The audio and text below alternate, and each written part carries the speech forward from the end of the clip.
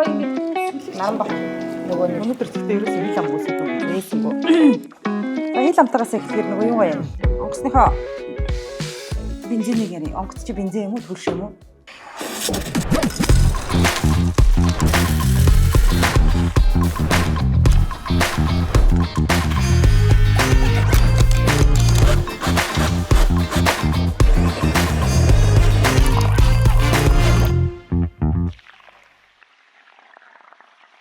Уул нэр нь хилцээр гэдэг байгаа. Тийм. Хилцээр тэгтээ бүрчлэн уншихаар хилцээр тэгтээ хөөхөн нэртэй юм чинь.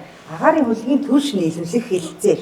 уг нь бол төлшил нийлүүл хилцээр гэж. Доцор нь яг юу байгаа юм те? Тийм. За тэгээд ингээд ороод утсан чинь амар том сэдэв юм бах мах гэж бодоод ороод утсан чинь ийм 5 нүүр юм байна лээ. Тэгээд 5 нүүрээс нь онцлох юмнуудаа жоохон нотой санагдсан юмнуудаа тэмдэглэчээ да гэдэг ингэсэн чинь бараг бүхнийх нь урт бүгдийг тэмдэглэжсэн. Эхэндээ нэмэх тэмдэг завжснаа сүүлдээ хасах тэмдэг анхаарлын тэмдэг болоод ингээ яваад гисэн.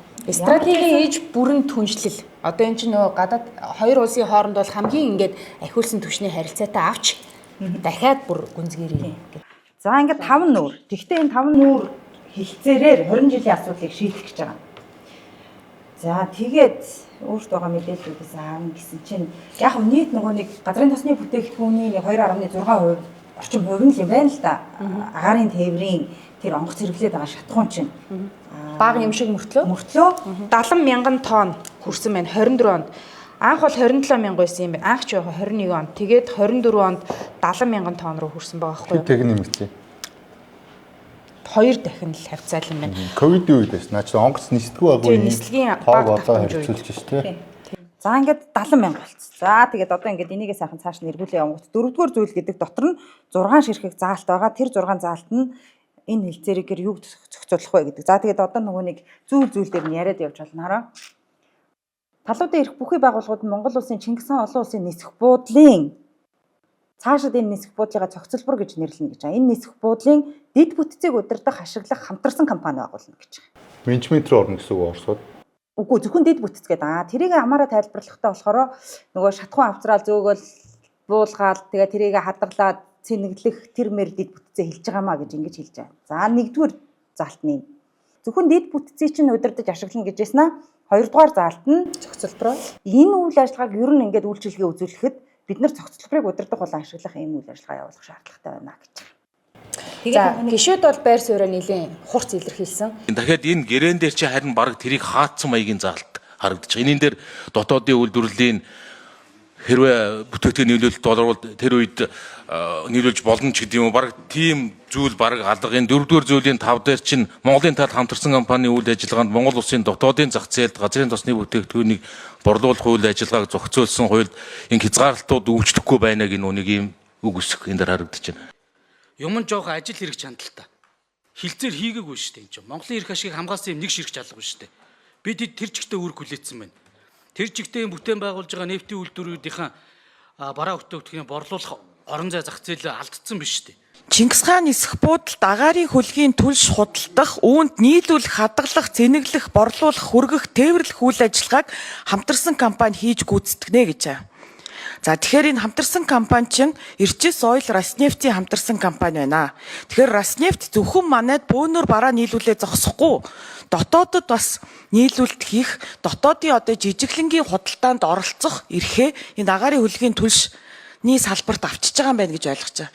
За ингээ гişүүд бол нэлээд ууралж байгаа. Тэгээ энэ чинь хилэлцээр гэдэг нэртэй мөртлөө манай эрх ашиг өрдөөсөө байхгүй байна. Оросын талын бүх эрх ашигыг хангацсан байна гэдэг ноцтой юмыг бол гişүүд бол оруулж ирж байна. Тэгээд яг өгчлээд уншихаар үнэхээр ноцтой асуудал байгаад байгаа. За тэгээд албан бус мэдээлэлээр болохоор ерөнхийлөгч 5 сарын 9-нд Оросд очих үеэр энэ асуудлыг ер нь ингээд окей болгоцсон байда гэсэн одоо ийм албан бус мэдээтэй байна. Төлөвлөгөө тийм ээ тий. Тэгэхээр одоо туушин биш ээ. Тэр чинь албан болсон баг. Төсвийн байнгын орны дарга чинь нөгөө нэг та нар яагаад энийг юм хурдан оруулж ирж байгаа юм бэ? Ерөнхийлөгчийн ажилчлаар зурх гээд байгаа юу гэж асууж байна лээ. Тоонсод энэ ч одоо нөгөө нэг ерөнхийлөгчийн ажилчлаар зурагдах гээд байгаа гэрээ юу? Цаг хугацааны хувьд та нар шахтаад ингэж байна уу? Ер нь жоохон тодорхой хариулмаар байгаа шүү. Засч чадахгүй болчих гээд байна шүү дээ. Одоо ингэж хэрвээ наадах чинь зурагчвал бид нар бүтээгдэхүүнээ өөрөө авч хэрэглэж чадахгүй болчих гээд байна гэдэг гişүүдийн боломжууд байгаад л та тодорхой хариулмаар байгаа юм л. Ахад гişүүдийн яриа байнгын орны нөгөө хилцүүлгүйг нь үзэхээр зөвхөн ганцхан энэ хилцээр биш ахаад нэг хэлэлцээр байгаа юм билий. Хоёр хэлэлцээрийн тухай асуудал яригдж байгаа. Эхнийх нь болохоор Монгол улсад нефт бүтээгдэхүүн доктортой ханган нийлүүлэх хэлэлцээр байгаа. За хоёр дахь нь бол агаарын хөдгийн түвш нийлүүлэх хэлэлцээр байгаа. Одоо манайх чинь юм баггүй юу? Монгол улс ер нь улс орнууд чинь агаарын тээвэр, усан тээвэр, авцам, за тэгээд төмөр зам гэсэн дөрвөн л юм одоо дэлхийдээ харилцах суугүй шүү дээ. Эдийн засгийн интеграцид орох. Ингээ харах юм бол төмөр зам одоо дөрөв ус, агаар, авцам, Ус нь хаана байгаа? Урус манад байхгүй шүү дээ. Далайг уучраас. Тэгэхээр ингээд биднэрт 3 байна тий. Тэгэхээр одоо бол юун дээр төмөр зам дээр 50 байдаг. Сүүлд дэлгэр сайхан сайд бол ер нь манайх энэ вагон замаа дахиад нэг юм игнэтэй болох юм уу гэдээ асуусан чинь Оросын талдаа яриад байгаа. Тэгээ зөвшөөрөх юм болов бид нар ингээд хоёр юутэй болмоор байгаа гэж хэлж байгаа байхгүй. За бид нар ингээд Оростой ингээд хамтарсан гих боловч одоо нэг л юм одоо улс дундуур явсан хоёр хөршдөг холбогдсон төмөр замтай. За авт замтай. Тэгээд нэмэх нь одоо агаарын тээвэр бол одоо манад байгаа Оростой хамгийн одоо бага хамааралтай байж болох юм тээврийн үе. Монгол улсын хувьд 3 дахь хөрш гэдэг өөрөө асар чухал. 3 дахь хөрш рүү гарах үндсэндээ ганц зам байна, агаарын зам байдаг. Тэгэхээр энэ гэрээг ингээд гэрээ хэлцээрийг харахаар агаарын орон зайгаа бас нэг гадны нэг улсад тэр тусмаа төрийн өмчт компанид хэд давуу гэрээгээр ингэж гэрээ хэлцээр хийх гэж байгаа ийм л нөхцөл байдлууд харагдаад байна л да. Тэгээд одоо ковид одоо бид нар харсан шүү дээ тий. Альва асуудал гарахад нэг арай гэж нэг 2 мятын онгоцтой тулдаа бид нар цар тахлын үед хүмүүсээ авчирсан зөөсөн ниссэн дуртай үедээ тий. Гэтэл бүх юм ингээд Оросд аваачиж өгөөд агаарын хил 3 дахь хөрштэйгээ шууд харилцдаг хиллээ ингээд бас ингээд Оростой хамааралтай болох шаардлагатай юм уу? Эсвэл асуудал одоо л юу нэрэгж шин. Одоо ашиг нь юу вэ? Одоо энийг ингээ баталчвал. Одоо энэ дээр хамгийн ноцтой нь шүү дээ тий. Байнгын хорон дээр ярьж байгаа юмнууд нь одоо нөгөө тухайн сайдын тайлбарлаад байгаа юмнууд энэ цаасан дээр байхгүй. Үн ахгүй. Бичигдсэн юм байна. Энийг байгуулснараа доктортой урт хугацаанд шатхууны үн гэдэг юм уу да тэр нэг онгоцныхын тэр шатхуун тэдэн төгрөг байна юм уу зах зээлийн үнээс ингэж ингэхгүй хэлбэлцэхгүй яахгүй гэсэн юм байхгүй. Ер нь бол доктортой нийлүүлсэн ч гэсэн юм баггүй. Тэр байтугай Монгол 60%-ийн, Орос 60%-ийн, 40%-ийн эзэмшнэ гэдэг үг нь ч байхгүй. Ер нь бол тодорхой залтууд нь байхгүй. Зөвхөн байгаа залт нь 20 жил хугацаанд үргэлжлэнэ гэдэг юм байгаа. Ямар нэгэн байдлаар маргаан гарах юм бол Оросын холбооны улсын миний ойлгосноор худалдаа аж үйлдвэрийн танхимынхан гэдэг юм уу да нэг тийм Оросын арбитрийн шүүхтэр маргаан гаргаж шийдэгнэ гэдэг. Тэгэнгүүт ингэж арбитрийн шүүхийн шийдвэрний эцэг өгөөд талууд заавал биелүүлнэ гэдэг заалттай. Яагаад ингээд яг Орос их тий хоёр улсын хооронд асуудал үүсэж байгаа бол энэ чинь урд хоорны арбитраж шийдвэсдэг. Хонконгийн ч юм уу, Сингапурын ч юм уу арбитраж шийдвэсдэг. Энэ нөгөө нэг агаарын тээврийг либералчлнаа, өрсөлдөөн бий болгоноо, үн тарифыг буулганаа гэдэг зорилго засгийн газрын үйл ажиллагааны хөтөлбөр дотор байгаа мөртлөнгөөс энэнийхээ эсрэг хийчихэж байгаа. Яагаад эсрэг гэхэлэр энэ нөгөө нэг тэр мэрэг бантай холбоотой тий. Бүр ойлгосноор бол Чингис хааны бодолтой холбоотой анх японочдод байсан юм шиг байгаа. Анх ашиглалтанд орохт нь. Тэгээ үежсэн чи японочд бид нар менежмент хийгээд хажуугаар нь энэ нөгөө нэг юу ч хариуцах төвтэй байна. Энийг хариуцах аягүй асуудалтай байна гэд болцсон. Тэгээд тендер мендер зарлаад хувийн хөвшил Орос хоёр орж ирсэн. Тэгээд тэр нь явж исэн чинь нөгөө нэг яг хитрхи их ашиг нэмээд тэгээд тэр нь тарифт нөлөөлөд байна гэдэг байдлаар. Гэхдээ тэр нь баг одоо энэ нөгөө нэг ирчээсээ ойлч үлээ. Энийг байгуулахын тулд тэгэл албаар авцсан юм. Одоо манай Оросыг юу ч онгоц сундлах ажлыг Оросод хийж байгаа тий. Ирчээс соёл гэдэг нэг компани. Тийм, төрийн өмчт компани. Тэр уулуурхай 100% хувьцааг нь эзэмшдэг. Андоцрын нөгөө Сод Монгол Хятад Роснефть хоёр ч нөгөө мэрэгваныг байгуулад одоо хүртэл ингээд онгоц сундлаа явуулж байгаа. Тэрнээсээ гадна дахиад компани байгуулах гэдэг юм уу? Үгүй ээ. Тэрнээс салбарыг тэр Чингис хаан нөгөө нэг одоо Буянтхоогоос Чингис хаан онгоцны буудлын дээр дахиж нэмж барих гэдэг. Мэрэг ваны чинь тарифт нөлөөлөд байна гэд бүр болцсон юм байлээ. Тэгээд цуцлангуудаа ирчээс ойл нь орж ирсэн заяа. Тэгэхээр хувьд ээж их нь улсад авцсан. Одоо улсад авсныгаа өөр улсад өгчөө гэдэг байгаа байхгүй юу? Тэгээд тэр 40 60 дээр жоох эргэлзээд байгаа юм нь төмөр зам дээр 40-51 гэдэг боловч бид нар төмөр зам ингээл ямар нэгэн арчилт үйлчилгээ тий юу ч хийсэн л Оросын тал зөвшөөрөхгүй байна гэж хэлцээр яваад байдаг штеп 49-тэй байгаад тэгж байгаа юм чинь тэр 60 40 гэдэг тоонд эргэл жоох эргэлзээд манайх 60 давуу гэдэг юм. Гээд уншихаар яг эсрэг юм шиг. Манай нислэгийн тоо бол 8 өсчихсөн. Дотоодын 20 компани, гадаадын 7 компани бол нисхийн салбарт үйл ажиллагаагаа явуулаад байгаа байхгүй юу? Тэгээ одоо Америк руу чинь чухмал одоо шууд нислэгтэй болно те дундаа зогсохгүйгээр туршилтын нислэг хийж гин шинэ Boeing авсан энэ төр гэдэг байж штэ. Тэгээд дайнтай улс хооронд яг ингэж стратеги энэ ч одоо стратеги хэл бүтээгдэхүүнстэй тий.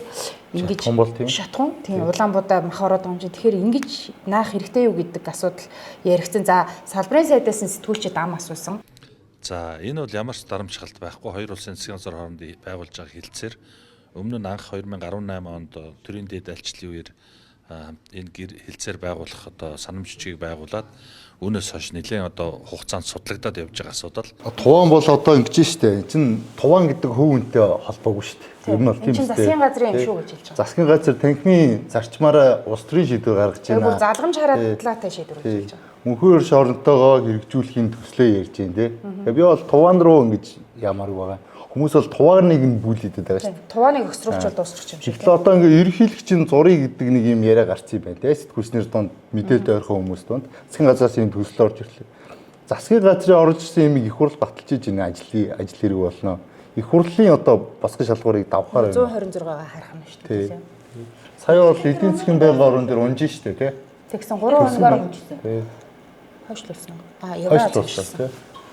Нөгөө арчилсан намын бүлэг 3 хоногийн завсарлага авсан. Гэхдээ яг би тэр байр суурийг юу гэж ойлгоогүй жаргалан гişүүн сайн зориг гişүүдэр ингэж байгаа байхгүй. Ийм асуудлаа их хурл дээр орж ирж заваарууллаа гэдэг. Ингээд нэг юм хариуцлагаас бултаад байгаа ч юм уу хаашаа чи. Тэгээ ийм чухал шийдвэр мөртлөн юм шиг харахаар тэгсэн мөртлөө та нар наадхаа тэр засаг дээр аж ахуй ажиллаж штэ наадхаа тэгээд аваа явахгүй яасан яах гэж их хурл руу оруулж ирээд байгаа юм гээд байгаа юм. Тэгсэн мөртлөнгөөсөө нөгөө талдаа их хурл заримдаа тэгдэг штэ. Засаг нь их хурлынхаа дээр гарцсан гэдэг өөртөө толгойн мэдээ хийдэг болчлоо гэдэг. Гэтэ яг ийм чухал асуудлыг гэхдээ 126-аар оруулах болоо гэдгийг бол засгийн газрын шийдвэрээр байгуулсан юм байна гэж ойлгосон. Засгийн газар гэдэг чинь цөөхөн хүний шийдвэр. Одоо Эрдэнэтийн ховчлгээд ярьдаг шүү дээ. 49. Тий. Тэрийг бол их хурлаар оруулаагүй засаг шийдсэн учраас хууль үүсгээ үүссэн. Тэгэхээр оруулалт нь бол зарчмын хувьд зөв. Оруулаад унчаасаа гэдэг хүлээлт манай засгийн газар байвал яах вэ? Тий. Ямар ч нэг шахалтанд орсон тий. Орсууд манай ингээ хөрш орон шахаад байна. Ямар ч гэсэн ингээд бид нар хилцүүллээ засгийн газар ажиллаа гэсэн чинь манай нөгөө олон намын 5 намын улс төрийн өвчний тогтолцоотой манай их хурл дэмцэнгээгээд хариу өгөх нь өөрөө сайхан байж магадгүй тий. Орос бол одоо ингээд нөгөө барьцаа ахиулах гэдэг шиг юм тий.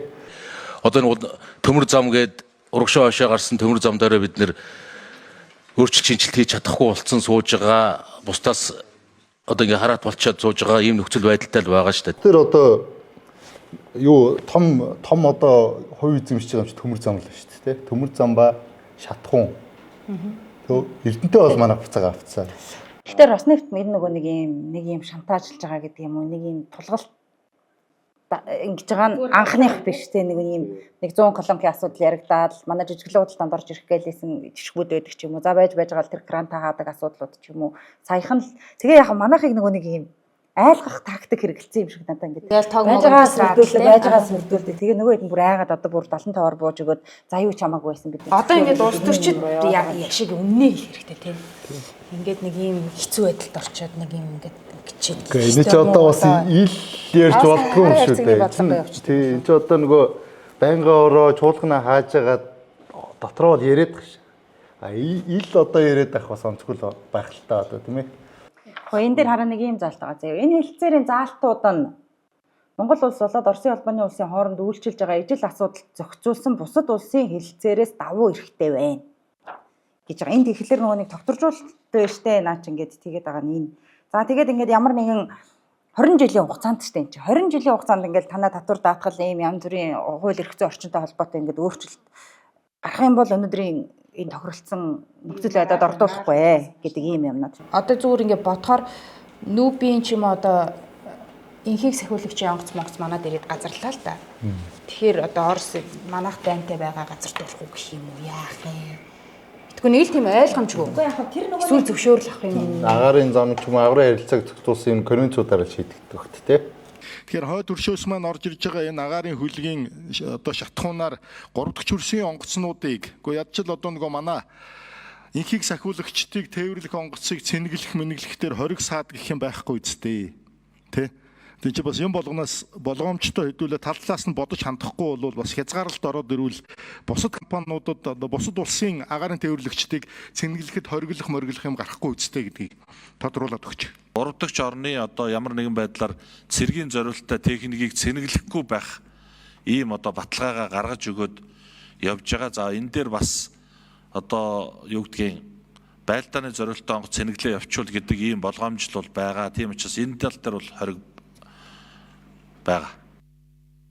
Надад зүгээр таалагдж байгаа хоёр юм нь хүн харахтаа за нэг юм онгоц нисдэг буудаг зурвасны тухай ойлгоод байгаа боловч энэ нөгөө нэг газрын хэлээр бодох юм бол энэ агаарын хил шүү дээ. Тэгэхээр ингээд хаалган дээр гадны хүн зогсоочод тий гадны буута зэрэг зогсоочод ингээд нэг юм харуул хамгаалт гаргачихж байгаатай ялгаа واخгүй. Хүссэн үедээ хаачвал яах юм бэ гэдэг эрсдэл нь геополитикийн энэ асуудал дай майнаас үүдээд Орос бол жоохон хэцүү нөхцөл байдалд байгаа шүү дээ. Одоо Европын орнуудаас гэдэг юм уу манад ингээд онгоц буулаа. Наад оронтой ч манайх таатай таагүй харьцаатай манад эдийн засгийн хориг үзүүлсэн цэнэглэхгүй гэдэг асуудал үүсэх юм биш үсттэй гэдэг нэг юм. Хоёрдугаарх жоохон сонин санагдаад байгаа юм нь цаасан дээр байхгүй мөртлөнгөөсөө наа чи нөгөө 2-3 жилийн өмнөх санамж дээр байгаа. Энэ хэлцээрийн дараа байгуулагдах гэрээн дээр тусахчих юм гэдэг байдлаар хариулаад байгаа. За энэ дээр гэрээн дээр байхгүй ч гэсэн өмнө нь 2022 оны 3 сарын 18-нд хоёр улсын одоо өндөр дээд хэмжээний уулзалтын үеэр зурагдсан санамж жижиг дотор энэ Роснефттэй хамтарсан энэ одоо агаар хөдөлгөөний түвш нийлүүлэхээр 75% хүртэл хувь гэж байгаа. 25% хүртэл хувь нь бол өөр их усрээс байж болохоор энэ хилцээр дээр биш энэний өмнө байгуулагдсан санамж жижигтэр байгаа гэдгийг хэлье. За тэгээд 2 3 5 жилийн дараа асуудал үүсэт нөгөө цаасаа бариад харахаар мэдхгүй тэр үед одоо яагаад туван сая тэгж хариулсан юм бол та цаас нь бол ийм штэ гэдэг юм руу бид нар явах гээд тэгэхээр манайх нэг юм цаасан дээр байхгүй юмыг айгүй их ярьж байгаа нь сүүл рүүгээ нөгөө нэг монголчууд уншихгүй байгааг далимдуулаад байгаа юм шиг. Тэгээ тэд нар бол уншихгүй сонсож байгаа учраас ингээд ерөнхий юм явждаг. Ашигтай юм ярихтаа сайн ярьчих. Тэрнээс ч тэр цаасан дээр байх нь. Тэгээд Оросын онгоцнууд буудсан нарийн мэрэгжлийнх нь аль хэдийн Монголд ирчихсэн байлээ. Тэгэхээр асуудал нэлээд тэр чинь юм нөгөө Оросод ажилтан ирнэ. Тэгээд тэрэн дээр ямар нэгэн хэлгийн аль саад маад байхгүй бичиг баримт ингэн. Бүх юм тэгээд энэ нөгөө шалгаа шийдэж өгсөн юм. Энэ Чингис хааны нисэх онгоцны буудалтай холбоотой зөвшөөрлийн баримт бичиг лиценз бусад баримт бичгийг Оросын талд гаргаж өгөх гэсэн. Ийм юутай. Тийм зүйл заалттай бас дотроо. Энэ цогцлбор буюу дэд үтсийг ашиглах тусгай зөвшөөрөл баримт бичгүүдийг итгэмжлэгдсэн компанид өгөхөөр орж байгаа байхгүй. Тэр болохгүй. Хамтарсан компани дээрээ л гарна. Энэ лиценз бүх юмнууд. Тийм учраас энийг засах ёстой. Бид яалаа гэж хамтарсан компани байгуулж үйл ажиллагаа явуулж байж Оросын талын итгэмжлэгдсэн компанид нь бүх зөвшөөрөл юм өгөх юм бэ. Ингэж энэ болохгүй. Сая гашуун сухад ганц үндэсний бомбтой ингээ хятадтай илүү төмөр замын салбарт тий ингээд өөр ус оруулж ирээд нь шүү дээ. Нөгөө Оросын хамаарлаас уг нь аль болох салах гал.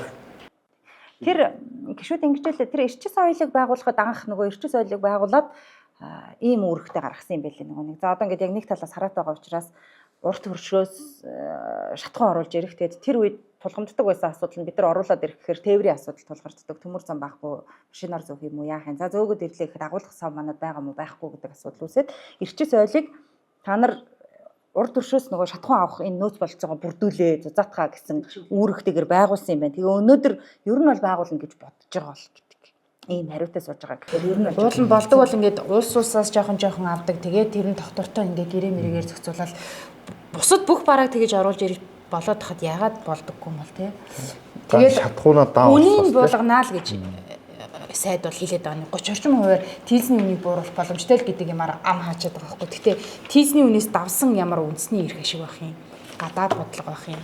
Аюулгүй байдлах юм. Эдийн засгийн эрх ашиг байдаг юм. Аюул сайн нухацтай бодоод энэ асуудал руу бас нэлээд эргэж анхаарах хэрэгтэй юм байна.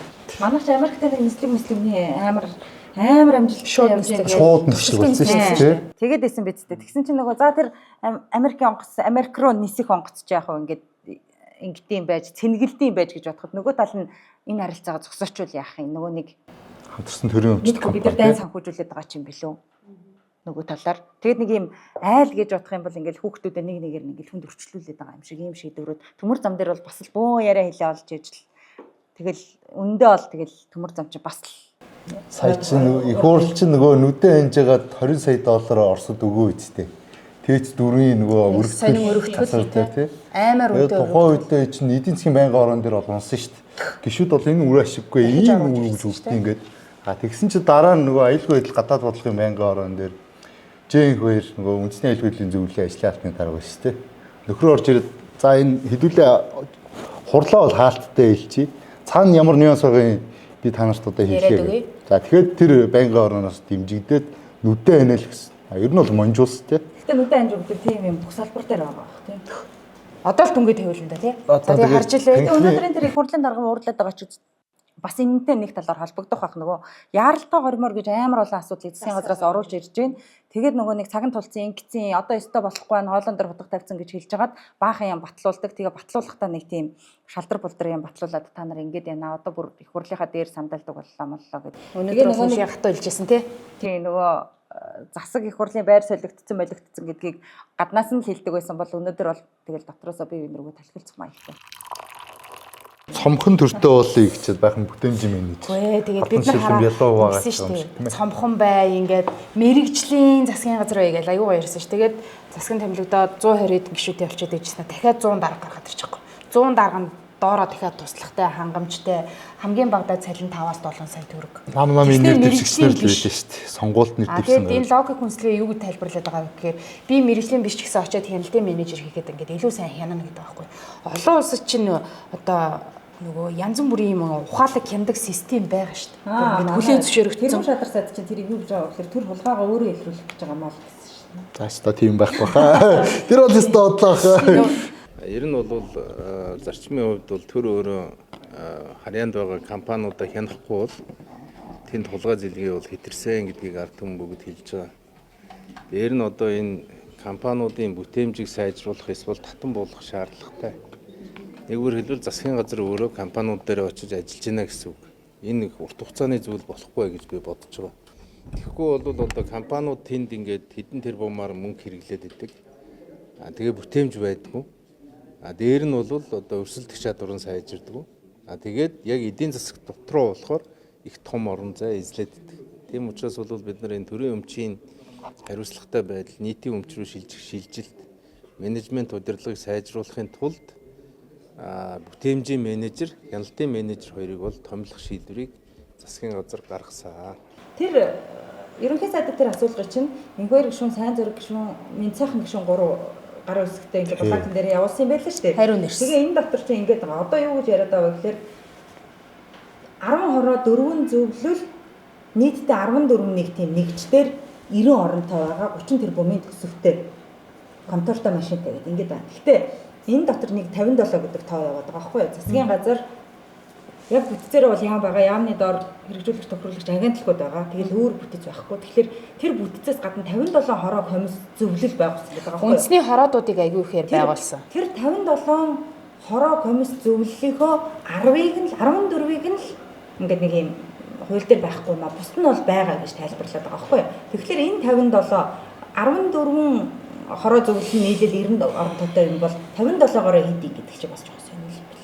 Энэ 57 хороо комисс зөвлөл дээр нийт хичнээн хүн ажиллаж байгаа тухай мэдээллийг өгөөгүй.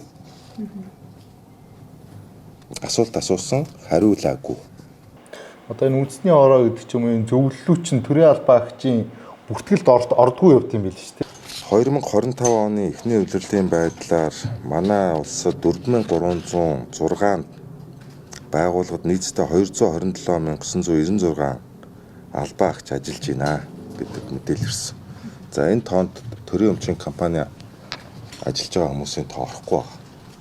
Төрийн бүтээмжийн менежер, төрийн хяналтын менежер гэдэг үндсэндээ тэр төрийн бол орон нутгийн эмч компани дээр чинь захирлыг энэ асуудлыг хариуцаж хий, бүтээмжтэй ажил, компаниг ашигтай ажиллуулж томилсон болохоос биш тэр нөхөр чадахгүйгээр хажуугаар нь дахиад нэг албан тушаал бий болгоод томилоод байгаа юм шиг ийм сонио үр дагавартай зүйлүүд болж байна. Гинтл гаргаад ирсэн. Гişүүд бол за бараг энэ бол энэ нөгөө ялсан ардын ном гэдэг чинь те хүнээ томилж чадаагүй хүмүүс нь багталцаж шингэхгүй байгаа шүү дээ. Тэнгүүт нөгөө сонгуульд ялагдсан ардын арчсан ном хүн намаас хуаймтан томилоод ангуут л нөгөө барьцаж хүн гаргасан яриа өх нэг талаас гомдолтой тий. За манай улсад одоогоор төрийн өмчийн компани 120 гаруй байгаа. Орон нутгийн өмчийн компаниуд 300 гаруй байгаа.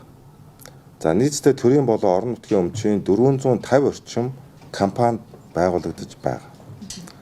Засгийн газраас төрийн өмчийн компани ил тод бүтээмжтэй байдлыг сайжруулах хүрээнд хуулийн төслийг өргөн мэдүүлсэн бөгөөд энэ хуулийг улсын хурлаар миний бие ахалж ажиллаж байгаа. Энэ хуулийн төслийг өргөн мэдүүлэхдээ төр цомхон эдийн засгийн харилцаанд оролцохгүй, хувийн хвшлийг хийж чадж байгаа асуудал дээр төр бизнес хийхгүй.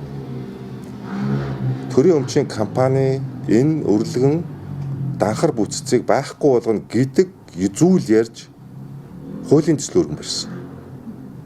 За гэтэл хуулийн төслийг одоо батлах, хилцэх энэ одоо хүрээнд ингээ ажлын хэсэг гараад ажиллаж байхад оруулж ирсэн бодлогынхоо эсрэг төрийн өмчийн компаниуд дээр маш их хэмжээний үйлгэн ийм данхар бүтцүүдийг улс төрийн авилга хэлбэрээр бий болгож байна.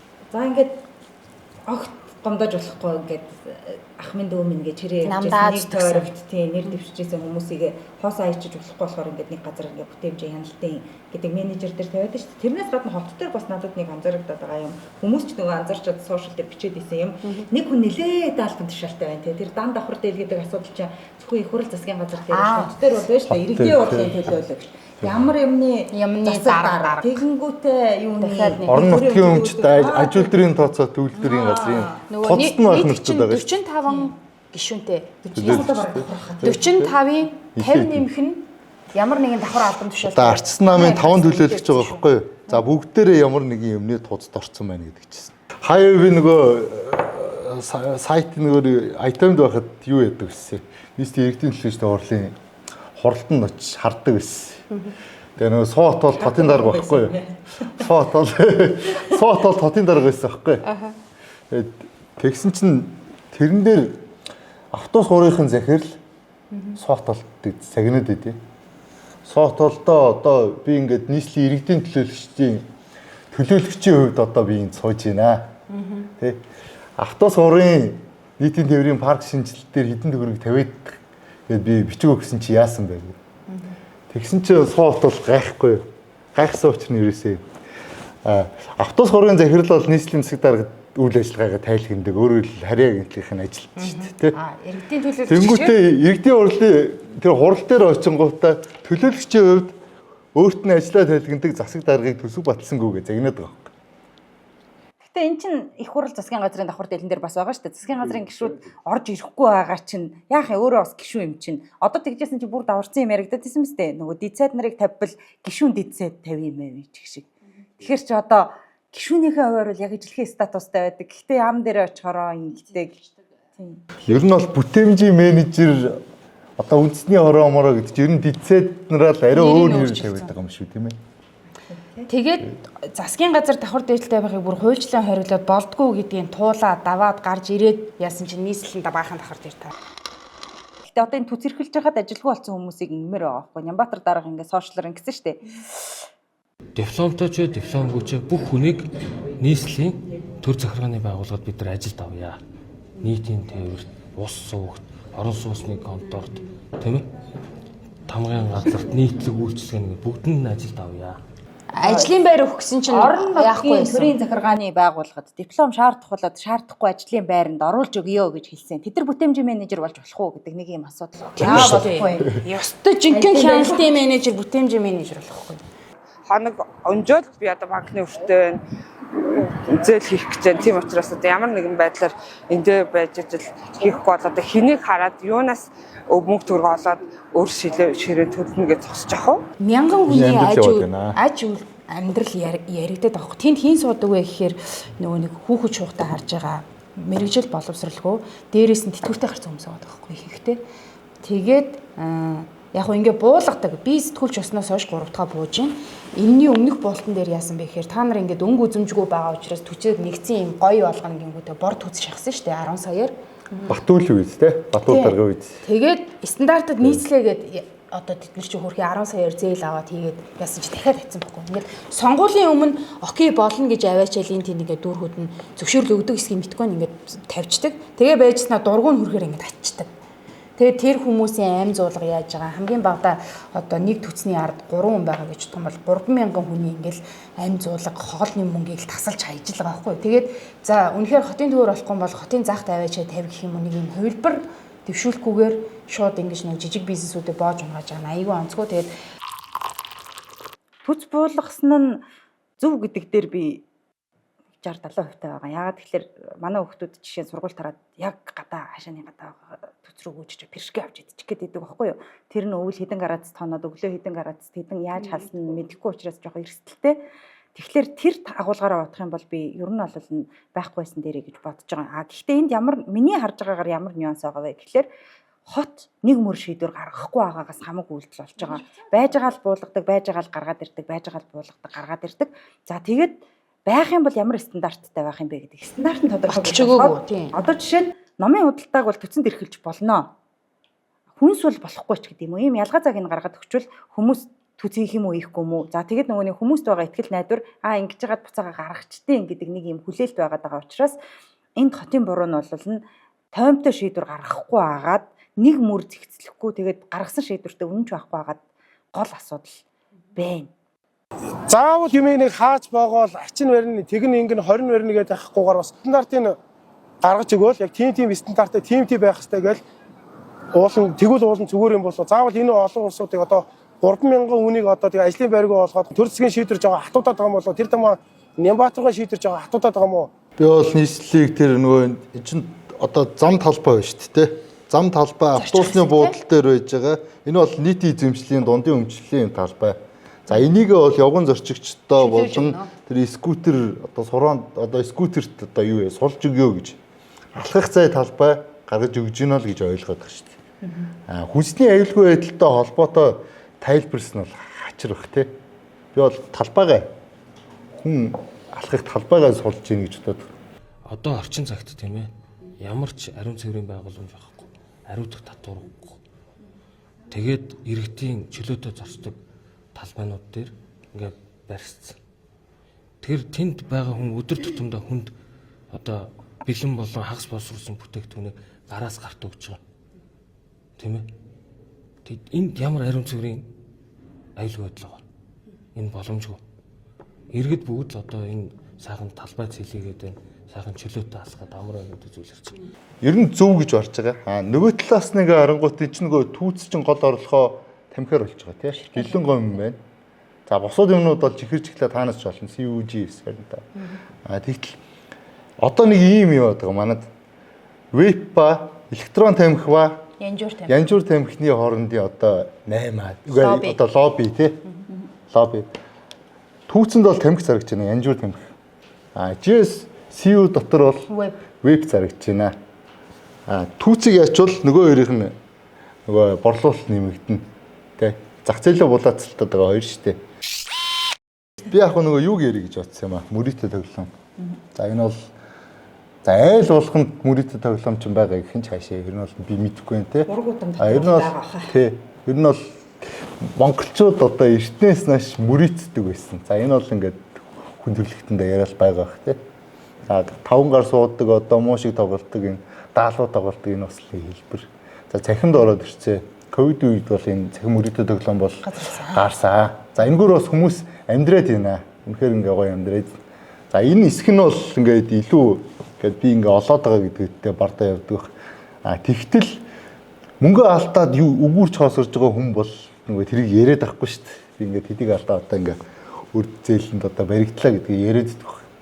Тэгэхээр энтэй ингээд энийг ямар нэгэн байдлаар зохицуулах ёстой гэдэг юм уу хуулийн төсөл орж ирсэн тийм. Гэхдээ сүүлд тийм засгийн газар сүүлд тэр нөгөө учрал бол хориглоё гэдэг хуулийн төсөл оруулж байна. Бүгд нь хориглоё. Зөвшөөрлийн тухай хуулийн тэр холбогдох заалтын ер нь хүчингүй болж ганц заалт тийм. Тэгэхээр бид бол албан ёсоор өнөөдрөөс засгийн газрын бодлого бол зөвшөөрлийн хууль ба төлбөр тааврыгч тэр бооцоо тоглоомыгч тэр цахим мөрөдлийн тоглоомыгч тэр бүхэлд нь хориглосноор зөвшөөрлийн хуулинд байсан одоо төлбөр таавар бооцоо тоглоомын үйл ажиллагаа эрхлэх гэсэн одоо тусгай зөвшөөрлийг зөвшөөрлийн хуулиас хасж байна гэсэн үг. Ингээд зөвшөөрлийн хуулинд тус нэмэлт өөрчлөлт орсонтой холбогдуулаад эрүүгийн хуулинд дагаж нэмэлт өөрчлөлт орж байна. Тэгэхээр ийм 3 үйлдэлийг хуульчлна гэсэн үг. Та одоо энийг зөв буруу юу гэж бодож байна? Одоо хориглон л үз. Хориглогдох юм уу гэдэг ч амар сайн шүү дээ. Одоо тийм интернеттэй гар утснаас бүгд нэлүүн орж болж байгаа юмыг яг учрал сайд хорж барах уу гэдэг чинь л айгүй өөрөө том асуудал. Тэр гэр бүл сүрээд өрөнд ороод амиа хорлох хэмжээнд асуудал хүрж ийн гэдэг нь бол одоо факт байх те. Гэхдээ чадах хэсгээ бас бодох хэрэгтэй. Бид нар бол цогцоор нь харах хэрэгтэй. Энэ бол эргээд одоо нөгөө ажилгүйд ядууралтай холбоотой асуудал юм аа. Тэгэхээр эдийн засгаа яаж тэлэх юм, ажлын байр яаж бий болгох юм гэдэг асуудал дээрээ бас давхар анхаарал хандуулахгүй бол зүгээр аль нэгэн зүйлийг хорж цагдах тэгээд баахан одоо хүмүүсийг тийм одоо эрүүгийн хэргийн холбогдогчоор татах энэ төр асуудал чинь бол бас эцсийн шийдэл биш шүү гэдгийг бол бас давхар хэлхийг хүсэж байна. Миний үнцэг бол нөгөө сайн зориг сэтгүүлчийн үнцэг бол сайн зориг нөгөө нэг гишүүний жил гарны өмнө чөлөө шинэ жилийн үеэр оруулж ирсэн морин тойруулга ямар бооцоот ямар юмны хууль гэдэг бол аюу аятайхан санаж байсан. Аялал жуулчлалыг дагуулж орж ирсэн байхгүй юу? Ер нь ингээд тойрогоор ингээд уралдээ тэндээ бооцоогоо тавь. Спортын таврыг зөвшөөрөө гэдэг хууль байхгүй юу? Тэгээд зөвхөн жуулчдад гэж хэлээд алуулаад дуусчих байгаа байхгүй юу? Одоо Монгол хүн тоглох хэрэггүй хэр чинь хүний эрх талаас ч гэсэн зүгээр Монгол улсын учраас тоглохгүй гэдэг чинь аюу учир дутагдaltaй болоод маргаа үсээ за тэгвэл ингээд ийм хэмжээ тавьж өгөх юм тий. Улс болд одоо сардаа тэдэн удаагаас ихгүй тэдэн төгрөгөөс ихгүй одоо ингээд бооцоо тавар юмд орж болно ч гэдэг юм уу. Зохицуулах гэж үзээд тэр хуулийн төсний алга болоод сүүлд бол мань хүн за засгийн газрын оруулж ирэх хуультай нийцэх юм бол би ингээд нэг шигтгэ байдлаар оруулчих. Зөрхөөр байвал би тусдаа өргөн барина гэсэн тэгээ яасан мэдгүй. Казиногийн хуулийг бол манайх нэг эдийн засгийн үр ашиг аялал жуулчлалын бүтээгдэхүүн гэдэг талаас нь бол айгүй олон жил ер нь яриад байгаа шүү.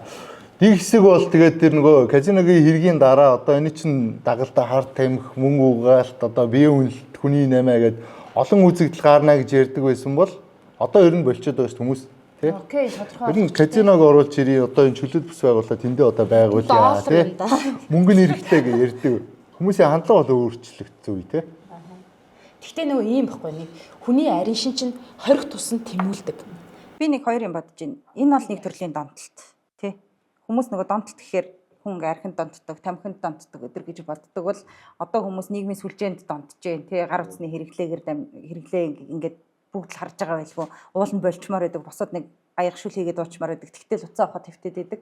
Тэгэхээр энэнтэй адилхан цахим мөрөд тоглоомд ер нь тоглоомд бас донтож тий. Тэгэхээр энийг нөгөө нэг донтдог гэдэг агуулгаар нь харж шийдвэр гаргавал айгүй үр дүнтэй болоо гэж нэгдүгээрт нь бодож байна.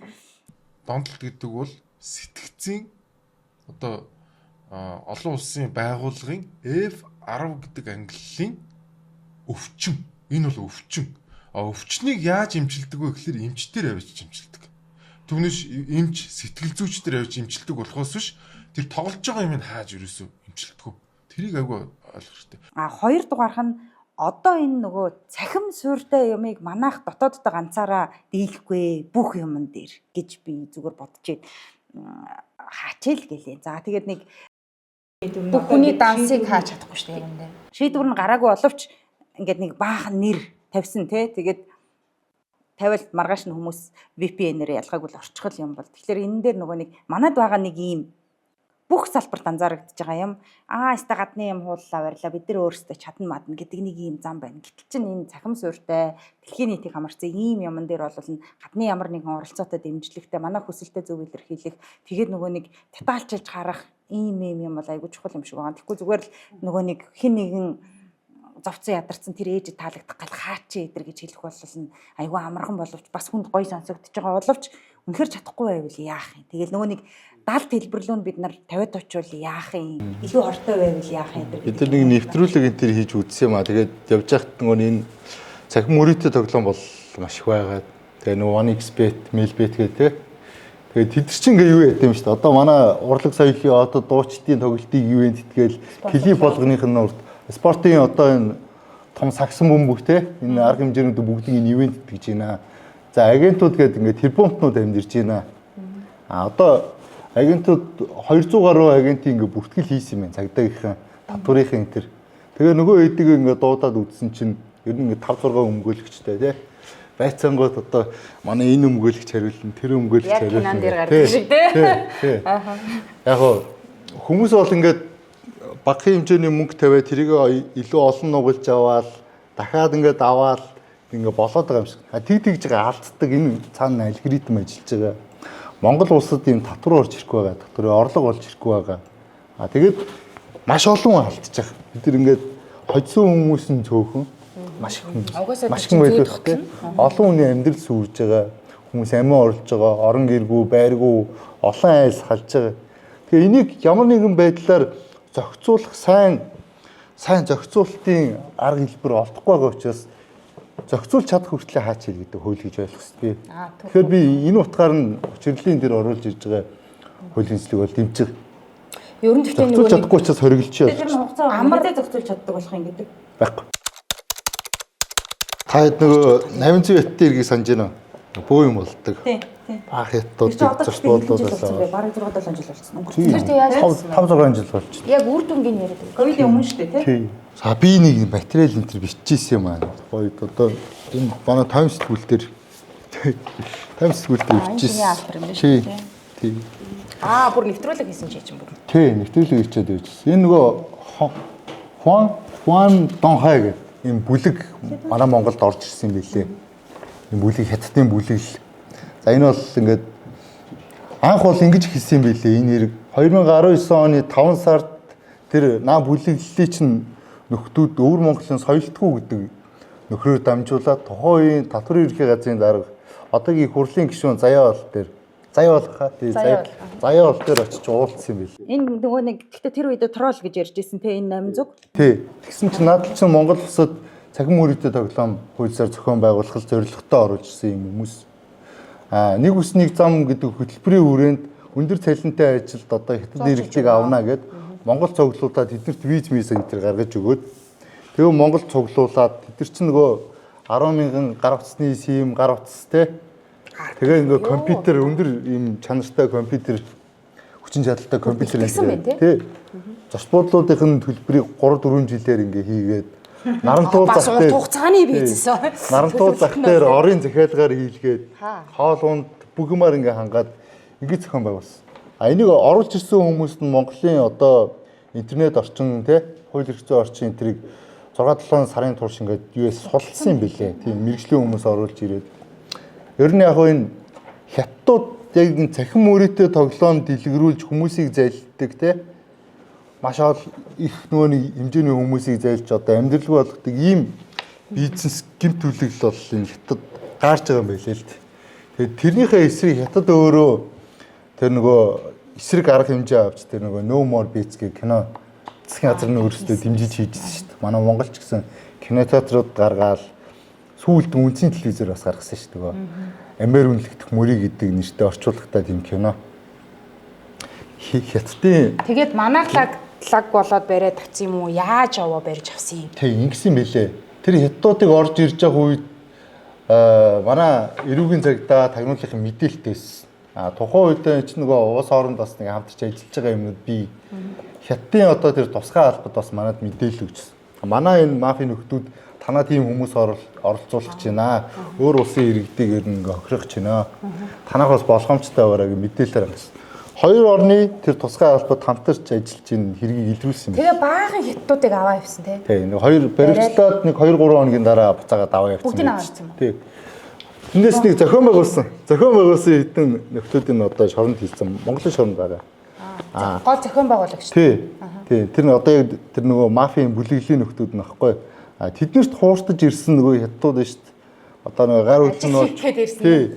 Нөгөө цахим мөрөдөө тоглоомд одоо бусдыг одоо өгөөшүүлгэж оруулах гэсэн тэр нөхдүүд нь хятад руугаа ачигдаа тэндээ одоо шийдгэлээ эдлээд явж байгаа. Тэгэхээр л бас жоохон тийм. Тэр энэ цахим мөрөдөө тоглоом гэдгийг чи асар их гэмт хэрэг юм мөн үг байна. Одоо нөгөө угаасаа зохицуулахгүй бол эн чинь бүр амар юм төвхтэй юм руу орсон болохоор яаж игээл нэг үзээд талтахаас л өөр аргагүй болж байгаа юм тий. Цахим мөрөдөө тоглоом гэдгийг бид нар нөгөө нэг магадгүй аяга жоохон жижигхэн хүрээнд ойлгоод иж магадгүй л тэр нэг юм үйлцээ ээж амьдралыг авах гэж байгаа юм шиг төсөөлөд нь шүү дээ. Чи үндэстэн дамжсан нэг юм зохион байгуулалтын гэмт хэрэг болохгүй юу? Тий. Мангаж одоо кинон дээр л үздэг гэсэн тий. Тэр нөгөө KK парк гэдэг нэг хэсэг бөө юм болоод монголчууд ч нөгөө тийшээ хүний найманд өрчлөө гээл. Мянмар, Таиландын хил дээр KK парк гэдэг. Таиландынхыг сүүлд олон улсын мэдээг үзсэн ш нь нөгөө бүр нөгөө юу яцсан ш нь. та ингээд яаж байгаа бол ингээд манай улсын тэр хэсэг рүү бити яваараа маваараа гэх те яасан гэсэн чинь нөгөө жуулчдыг аваачаад хүчээр суулгаад тэр нөгөө уц мөцөн дээр ингээд суулгаад бүр баригдаж мэрэгцэн тийм кейс гарсан. Хайлтайхан шүү тэгэхээр. Тэр чинь нөгөө хятадууд байсан юм бэл. Тэгэхээр ямар нэг байдлаар нэг төр ийм зохицуулалтын оролдлого авах хэрэгтэй юм байна. Аль нэг нь хааны гэдэг нарийн нюансаа бас сайн судлахгүй бол тийм. Сайн зэрэг гишүүний төсөл одоо юу болж байгаа юм? Нөгөө нэг баг учраас сайдын тэр засгийн газраас орж ирж байсан төсөлтэй хамт баг араас одоогоор л нийлнэ гэж сонсогдоогүй л байна. Тий, сайн зэрэг гишүүнийх чинь болохоор тэр нөгөө спорт таврын тухай тэрийг зөвшөөрөх тухай юм шиг байлээ. Казиногийн үйлийг уг нь засгийн газар оруулж ирэх гэжсэн. Тэгээд төр зур ингээд татчихлаа тий. Одоо орчихгүй байна. Сайн зэрэг чинь нөгөө хууль цогцлол дэргийн яамд нөгөө төрийн нэрийн бэжсэн. Тэр үед яамн дээр боловсруулсан хуулийн төслийг өөрийнхөө концепцийг нэмээд л оруулж ирж байгаа юм байлээ л. Гэтэ энэ чинь нөгөө хуулийн шинжлэх хариуцлага гэдэг чинь анхдагч хуулийн төслийг хувь гишүүн оруулж ирж ирнэ цааш та ер нь болох юм. Бодлогын асуудлыг яам оруулж ирсэн шүү дээ. Би нэг юм хийсэн чи. За би нэг юм хийвсэн юм а. За энийг дараа нь л хайхаас нэг л зураг хийвэлдэг хүн тий. Алдар цахлан биш тий. Мань хүн нөгөө нэг ер нь хүүхдүүдийн ингээд сэтгэхүй мэдхөө ингээд гэмт хэрэг мэмрэгт бол Facebook буруутай байна 3 сар ингээд сайхан Facebook-ыг монголчууд хаагаад тэгээд үр дүнгийн үзэцгээ гэдэг юм ярихгүй юу? Нэг санаа байх юм. Та би боровч илжиж магадгүй шүү. Ерөөсөө энэ Facebook-ийг 3 сар хааж үзүүл яа тийм Монголд. Тэр эффектийг харуул яасан.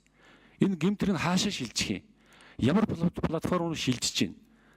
Facebook-ээр амьдарч болно шүү дээ ер нь бол. Тэгээд гайхаж байгаа юм чинь ингээд хүн чинь зөв юм ярьж байна. 20 цагтны гэж хэлгээсээ бүр айж ичхээ явсан ямар аюултай хэрэг вэ гэсэн чинь нөгөө манайхан чи айгүй тийм өөжөө их entertainment-ыг имийг хөнгөө хүлээж авдаг болохоор алдарч авахлан 3 сар гишүүн байхын болуулаад ямар үр дүн гарахын харцгаая мадраа явчихсан. Тэгээ мань хүн бол хаан улд дүүргийн цэцэг даргаар ажиллаж исэн. Сивэн байна уу те? Энийг ийм хүн байна. Чи юунд байсан шүү дээ анх. Орон сууц санхүүжилтийн корпорац гэж байсан шүү дээ те. Наас шүү дээ. Тий, орон сууц одоо Тоско өмнө байхгүй юу? Тийм. Орон сууцны санхүүжилт. Тэрний захирлаар ажиллаж исэн. Тэгэл баг хаан уул руу явсан уу? Тийм, хаан уул руу явсан. Тийм. Тийм, хаан уулаас иргэдийн уралд сонгогддог байсан шүү дээ. 16 оноос хойш гэхэлэр чи ингээд 2 дараалан засаг дарга хийсэн. 2 дараалан сонгуульд нэр дэвшсэн. Тэгээ сая гишүүн болсон. Өөрөө амар их бүүст төлжсөн байгаа да Facebook. Намд бол их эртний хүн. Нөгөө манай нямд ор цайд чинь нөгөө хаан улд дүүргээс гардаг гэсэн шүү дээ. Тэгэхэд л нөгөө ажил юмд нь туслаа явдаг гэсэн. Энэ нөгөө дүүргийн намын орны дарга гэдэг хэлсэн. Би яг хөө ингэж бодож байна нөгөө цахим тэгээд нийгмийн сүлжээ эдэр гэдгийг хүмүүс хольж ойлгоод байгаа юм шиг санагдаад гэх юм уу да. Сүүлд тэр нөгөө нэг Facebook-ыг хай хойрын хүүхдүүдийг хэрэгжилж мэргэлж тэр чинь нөгөө салбарын яамд нь хүүхдүүдийн хэрэглээтэй холбоотой тэг цахим нөгөө нэг аюулгүй байдал нь яаж хангагдаж байгаа вэ гэдэг мэдээлэл их үеэр энийг яригдсан шүү дээ. Тэгээд би бол тэнд яригдсан тоо баримтуудаас жоохон эргэлзээд байгаа. 13 хүртэлх насны хүүхдүүд Facebook алгоритм дээр өөрсдөө ингэ нөгөө Facebook нэх боломжгүй боловч манайхан нөгөө ковидын үед таарсан цахим хичээл гэдэг нэг юм руу орсон. Тэгээд хамгийн хурдан боломжтой арга Facebook байсан. Харилцаа холбооны хэрэгсэл боловсролын цахим платформуудын хөгжил яг анх 19 онд ч юм уу ковид гарахад байгаагүй учраас за тэр үед л нэг юм болсон болоогүй баахан хаяг нээцгээсэн. Тэгээд одоо бол юу гэж байгаа юм гэхэлэр судалгаанд оролцсон хүүхдүүдийн нэг 90 орчим хувь нь Facebook хаягтай байна. Энэ бол амар ноцтой гэж ингэж байгаа. Би тэгтээ тэрэнд итгэхгүй байгаа. Эргэн тойрныхоо хүрээллийг харахаар тэр ковидын үед нээсэн байх. Одоо тэрийг идэвхтэй ашигладаг гэдэгт эргэлзэж байна. Илүү TikTok дээр ч баг олон хүн яг ингэж байгаа байхгүй да. Нөгөө нэг ангиуд чинь нэг юм групптэй байдаг те. Одоо багш нь одоо гэрийн даалгавраа Facebook одоо ангийнхаа групп дээр тавьдаг. Тэгэхээр үсэг даалгавраа тий. Хувийн сургуулийнхан бол бүр мэйлээр харилцдаг. Мэйл рүү шилжих хэрэгтэй байгаа байхгүй юу?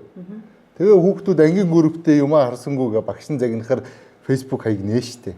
Тэгээд тэрнээсээ гадна дахиад найз нөхдөдөө харилцдаг бас өөр нууц хаяг нээ штэ. Тийш. Тэгвэл би ингэж бодож шүү. Одоо нөгөө нэг энэ генерашнууд ингэж ялгаад байдаг штэ. Эдрийг нөгөө нэг зарим судлаачид дижитал энэ шилжилтүүдтэй холбож тайлбарладаг байхгүй юу? Альфа генерашн гэж хэнийг хэлээд байгаа юм бэ гэхээр 2013 он буюу нөгөө таблет хэрэглээнд нэвтэрснээс хойш төрсэн хүүхдүүдийг альфа генерашн гэж хэлнэ ч гэдэг юм уу. Одоо ингээд нэг юм дижитал эрхний хүүхдүүдийг бид нар дижиталаас салгана гэдэг ийм мөрөөдөл байхгүй. Зүгээр зохистой хэрэглээ юм уу? Эсвэл тэр аюулгүй байдлыг нь яаж хангах вэ? Платформуудыг илүү яаж нөгөө нэг ийм хамгаалттай шүүлтүүртэй болгох вэ гэдэг ийм асуудал. Мэн хүн биш дээ тий. бага насныхан Facebook хэрэглэдэггүй гэдгийг мэдэхгүй байгаа байхгүй. Facebook биш Instagram байгаа хөөе. Facebook-ыг хийн хэрэглээд байгаа юм гэхэр чинь манай дээд үеийнхэн Facebook хэрэглэж байгаа шүү дээ. Тэрнээс яг тэр нөгөө сэрэмжлүүлэх гээд байгаа 13-аас 14-өөс доош насныхын чи өөр Facebook байхгүй, Instagramд байгаа, өөр юунд байгаа л доо тий. TikTok дээр байгаа. Тэгэхээр Facebook-ыг биш өөр юм хараагүй. Тэр speed дээрээстэй. Тэр YouTube дээр YouTube тий. Бүгд мэдчихэл шүү дээ. Бид нар бол танилцсан шүү дээ. Тэгэхээр би бодохдоо ковидын үед ингээд нэг юм сургуулийн шахалтаар нээсэн. Тэгэхээр нөгөө нэг судалгаа явуулахаар чи хаягтай. Гэхдээ тэр Facebook-ийг бол идэвхтэй хэрэгэлдэг. Одоо юу гэдгийг тэр нэг загнуулан барай ангийнхаа группийг шалгаж байгаа юу, шалгахгүй байгаа багш өгөх нь юу гэдгийг л харж байгаа шүү дээ. Тэгэхдээ би хааж чадна гэж ерөөсөө эргэлзэж байна. Одоо тэгээд харьцангуй нөгөө нэг юм дижиталууд чи юу манайдын мэдэхгүй юм болчлоо шүү дээ. Тэгэхээр одоо тэр нөгөө нэг боловсролын платформуд жишээ нь ингээл хязгаарлалтуудтай шүү дээ. Одоо нэг ийм юмтай. Энэ дээр нь энэ аппликейшнийг энэ платформыг тэдэн минутын хугацаанд ингэж ашиглан тэдээс тэдийн хооронд ашиглан тэдэн цаг болоход автоматар ингэн яг нөгөө нэг ямар платформуд руу ороод юу руу өсөрч ороод дамжаад тэрэн дээр ямар цаг хугацааг өнгөрүүлсэн бэ гэдэг бүх аналитик мониторинг хийдэг юм болцсон байхад бид нар нэг юм өөрсдөө Facebook хэрэгэлдэг тэр сэтгэхүүгээрээ хандангуудаа ер нь болохоо ойлголоо. За тэгээ ярьдаг юм хүүхдүүдийн нүд муудлаа. Гэтэл чи эдгээр чинь энэ дижиталтай чи хамт төрсэн гарууд. Энэ хүнээ Facebook-ийг биш өөр юм хаах нэ. Тэгээ би алдарч ахлан гишүүнийг ингэж зөвлөмөр баг. Сая чи нэг буруу ярьчлаа гэж өөрөө ойлгонгуудаа дахиад нэг залруулга гаргах гад тэгээд тэрийгэ дахиж давтаад дахиад асуудалд орж шít. Одоо манай монголчин хамгийн одоо хэрүүл урвал хаана болж байна, хамгийн их одоо бүтгэлэг хаана явж байна, хамгийн одоо янз бүрийн алаан хятадт янз мэдээлэл хаана явж байна бүгдээрээ Facebook очсон дээр байгаа шүү дээ. Нийтийн төвшөлж болцсон байхгүй. Тэрээс хүүхдүүдэд хамгаалал гэсэн. Би бол Монгол улсын хэмжээнд гээгүй тийм ээ. Ер нь бол нөгөө хүнийг одоо найз нөхрөөр нь дүгндэг гэдэгтэй. Facebook ч өөрөө найз нөхдийн л талбар шүү дээ. Ямар найз хүнийг найзаар одоо сонгоно тэр найзыг чи оруулсан пост өөр чи харагданаа. Хэнийг даган тэрний чи юм харагданаа. Найзаа зөв сонгоо. Муу юм одоо тий гүтгэлэг харын цалдаг найзтай найзлчвал тэр нь одоо өөр чи харагданаа. Тэр нь тийм. Хамгийн уншаад шүү дээ. Тий. Одоо блокл гэдэг одоо unfriend гэх хөдөлгөөн өрнөд очиад манай хүн тэр платформын хаана гэдэг яриад. Одоо Европын орнуудаар Facebook-ээс чинь бүр Facebook-ээ устгаад гаргаад бүр амар тэр давалгаа ингээ яваад дуусчих штеп. Одоо манайх ингээ Facebook анх орж ирснээсээ эрчин сулраад тэгтээ аль насны бүлгийнх нь нэмэгдэж байгаа вэ гэхэлэр тэтгэврийн насных нь нэмэгдэж байгаа Facebook-ийг хэрэглээ. Анх нөгөө учрыг нь олоогүй байсан. Одоо олцсон. Тэнд тест бужигнуулж байгаа. Тий, бужигнуулж. Тэгээд нэг ийм тоо энэ сүүлийн 4 жилд Монгол улсын хэмжээнд заяа Facebook-д зөвхөн сонгуулийн үеийн эрх мониторинг гэхгүй юу? 2 сая Америк долларыг зарцуулсан байна. Бүүстэнд. Спонсор. Тэр зөвхөн улс төрчид шүү. Бизнесийн байгууллага. Тэгээд сонгуулийн үеийн дата ярьж байгаа. За тэгээд өнгөрсөн сонгуулийг харсан чинь Бачуугар гишүүн хамгийн их бүүст мөнгө зарсан байсан. Намаар нь харах юм бол Монгол Ардын нам хамгийн их мөнгийг бүүстэнд зарцуулсан байсан аа. Торгоолтоо тэмцэнэ гээд хуулийн төсөл оруулж ирээд байдаг. Тэгээд хамгийн их торгоол ажилуулдаг, хямч ажилуулдаг ч одоо аль нам билээ. Гэж хэлээгүү. Тэрийн насны гэдэг шиг орон нутг руу хэрэглээний нөгөө нэг юм эрчим бас жоохон нэмэгдсэн байх шүү. За энэ сэдв ийм сонирхолтой. Ирэх 7 хоног дахиад нэг ийм хүн бид нэр барина гэхгүй. Тэгэхээр та найзаа зөв сонгох гэдэг. Найзаа зөв сонгох. Найзаар минь чамайг таньна л үү тийм. Зах зээл рүү улс төрчид амар орж ирж байна тийм. Бямбийн урлаг, хэний урлаг юу гэнвэ базар дээр. Тэр одоо сайд нар ч амар ажилтай завгүй байдгүй юм уу? Батлан хамгаалахын сайд ч одоо менторшип хийгээ яваад байгаа юм уу? Контент үйлдвэрлэлээ яваад байгаа юм уу? Тэр чинь ингээд айгүй чухал. Зонтор шатар даргаыг спикер байхад нэг тим яриа гараа өстэй. Та спикер хийх юм уу, инфлюенсер хийх юм уу гэдэг шиг тим нэг юм байх нь байгаа. Зүгээр яг Зандан шатар даргаыг бол өмөрнө. Тэр чинь айгүй залуучуудтай хүрч нөгөө хуулиас зөрчилсөн шүү. Зандан шатар дарга чи одоо рил чин те. Рил чин ч биш те. Төсвийн асар их мөнгийг хувийн студ руу өгөөд өөрийгөө PR-ыг хийлгэж чинь мөн үү? Ус юм уу? Хуулиас зөрчлээд байгаагүй юм уу? Мэдгүй. Өөрөө л гол төр тоглоё. Ямар ч гэсэн би нохотой гэдгийг нь мэдсэн шүү. Тий. Дараа нь тэр хүн ерөнхийлөгчийн тамгын газарт очсон. Ерөнхийлөгчийн тамган дээр тэгсэн чинь хин рил ч юм бас ерөнхийлөгч. Одоо ингээл рил чинь байгаагүй. байгаагүй шүү дээ. Залдан шүү дээ. За ямар ч байсан зах зээлийн ус төрчдөөс авч үлдэхгүй бол орон зайг бол авч өгч чадахгүй. Энийг жоохон том малгай өмсүүлэх юм бол тэд нар нэг талаар мэдээлэл дойр байдлаа, давуу байдлаа ашиглаад байгаа байхгүй. Төрийн ордон дотор тайз засаа суудсан. Тийм байгаа үстэй.